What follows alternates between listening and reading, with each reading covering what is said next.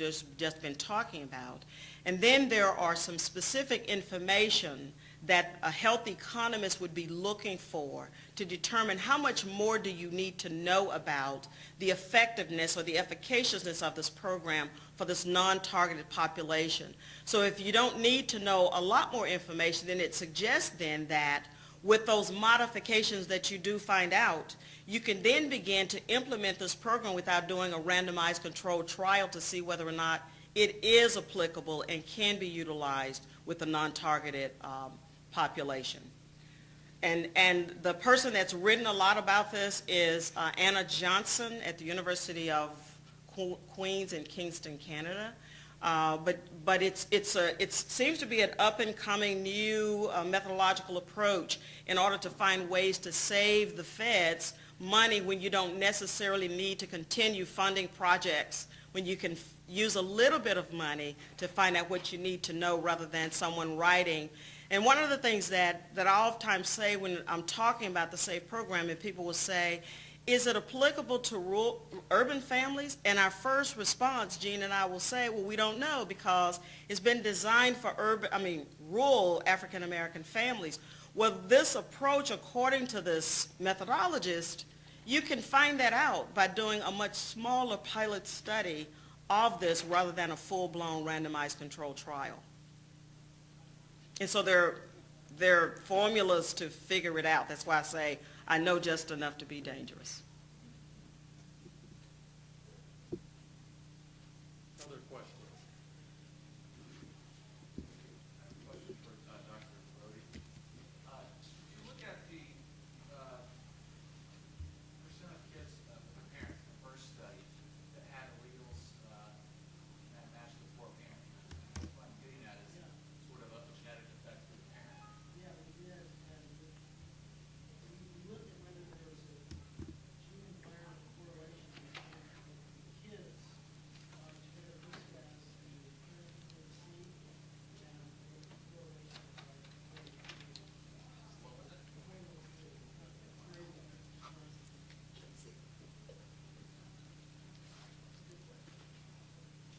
I have a question for Dr. Murray in terms of, and this is something I'm ignorant about. So the randomization for the newest study is at the county level. Yes. And will you be looking at potentially,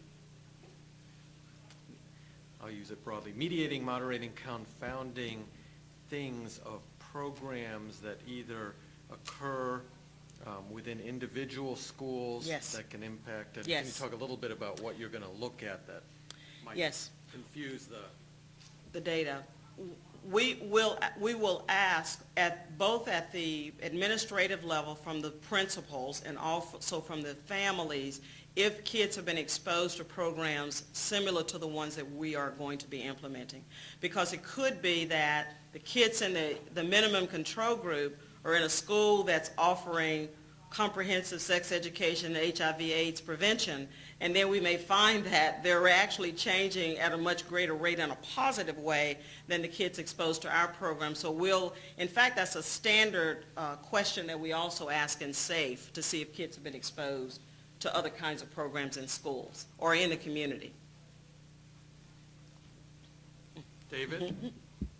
And I also have another. In terms of your use of GIS, you were sort of, as you displayed it, we're using it more to sort of like get a lay of the land, literally.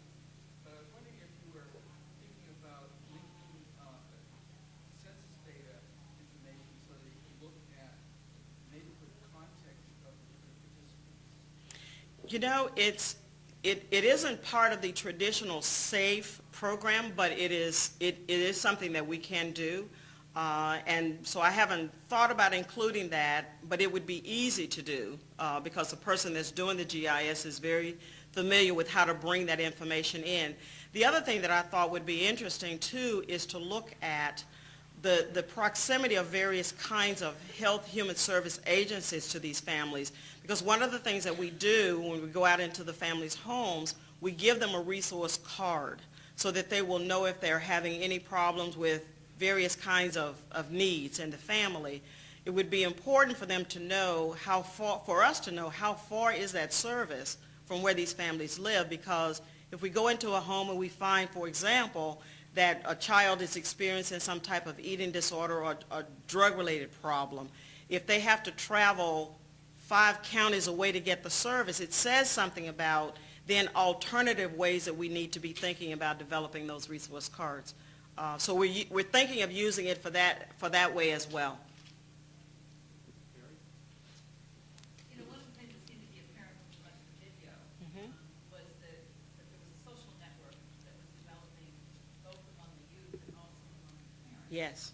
And I'm sure you've thought about this, but I'm wondering whether you're going to measure whether or not there's a difference in the social support networks of the parents that are using the DVDs versus those that are doing the in-person group intervention. You know, I'm not sure how to capture that, because this is an actually forced social network that occurs in the group base. And so the extent to which it's voluntarily formed, there is a way to know that in terms of community support.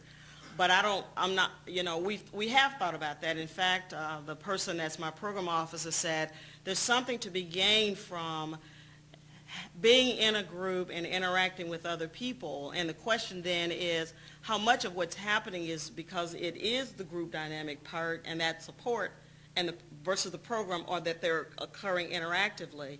And so one of our ways of trying to give people the sense that you're not going through this alone, that there are other people like you that may be having similar problems, is the establishment of these parent-peer reinforcers and on the DVD, and they're the same characters, and we have developed them in a way that it mimics a lot of the dynamics that occur in groups, such that one character whose name is Yvette, she just talks all the time and rambles, and then someone reins her in, and she just says things kind of off the cuff sometimes about her kid, Trey.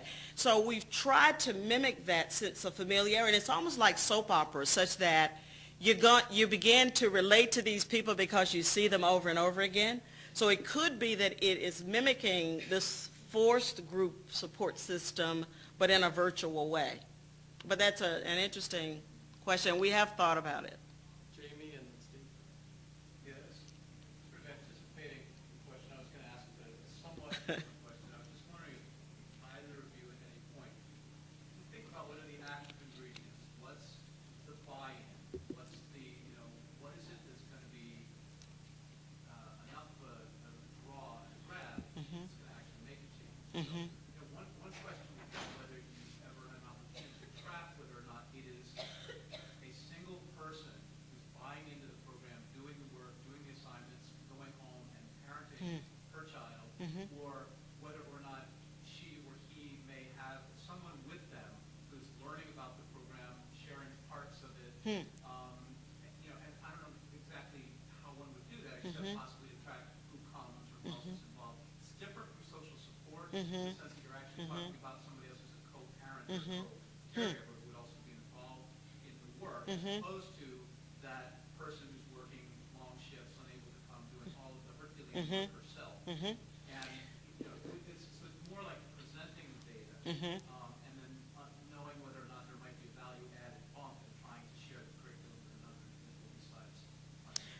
And you're thinking of it in terms of this may be an avenue for doing that if its technology is made available such that you can then take it home and share the information with the other partner, or. It may be easier to do that than to bring somebody to a group. Oh, yeah. You could ask the same question Sure. about both the live groups and the. One of the things that I'm hoping, and we've really elevated the presence of males in the DVD. And my hope is to begin when we do our home engagement for fathers or male presence in the homes, that they will begin to really think about this as parents' work and not mothers' work in terms of coming to family-based preventive interventions. And all of our public relations material, there's a real male presence in those materials, because we really do want to attract fathers to become much more engaged in this process. And so